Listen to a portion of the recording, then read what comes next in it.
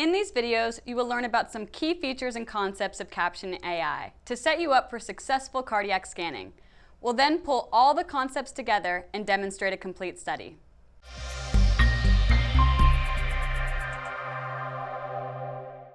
In addition to real-time guidance, Caption AI provides view-based static guidance incorporating the 3 P's of scanning: patient, probe, and picture.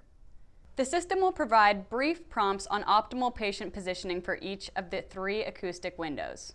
If tolerated, positioning the patient on their left side optimizes imaging in the peristernal and apical windows of the thorax. When starting to image the subcostal window, the system will prompt you to position the patient flat on their back with their knees up. The diagram provides static guidance on probe or transducer placement for each view within the 3 acoustic windows. The gray rectangle outlines the cardiac chest window, in this case, the peristernal. And the blue line points to the direction your gray notch indicator should be facing. In this case, for the peristernal long axis, directed towards the patient's right shoulder around 11 o'clock, with the patient's head representing 12 noon. Since all hearts are oriented differently, there can be a range, in this case between 10 and 12 o'clock, that I can rotate my indicator direction if prompted by the system's real-time prescriptive guidance, which we'll talk about later. But you want to try not to rotate too much outside of that range. You see a text overlay on the reference image with more details on preliminary transducer positioning for the first view in each window, also known as the home view, being the peristernal long in this peristernal window.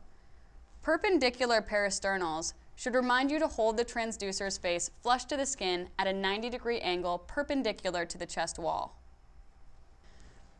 The first view or home view in the apical window is the apical 4.